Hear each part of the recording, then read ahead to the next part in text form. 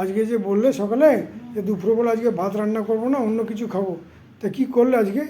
চলে এসো, দেখো কি করেছি। দেখো কি করলে। আজকে করেছি মানে কি নিয়েছি, চিড়ে মুরগি, আম, কলা আর টক দই নিয়েছি, কারণ রোজই তো ভাত খাচ্ছি। হ্যাঁ, গরম পড়েছে খুব, প্রচণ্ড গরম পড়েছে। রোজ ভাত ভালো লাগছে না, জল ঢেলেই খাই আর এমনিই খাই, ভালো লাগছে না। আজকে দুপুরে ভাবলাম ভাতটা বন্ধ রেখে অন্য কিছু খাই, একটু মুখেরও স্বাদ বদল হবে, আর গরমে একটু অন্যরকম কিছু খেলে দেখবে ভালোও লাগে। আর ফল খেলে হজমটাও ফল খেলে হজমও ভালো হয়, টক দইটা তো গরমের জন্য খুব ভালো, চিড়েটাও ভালো, শরীরটা ভেজানো চিড়ে টক দই দিয়ে খাবো, শরীরটাও ঠান্ডা হবে।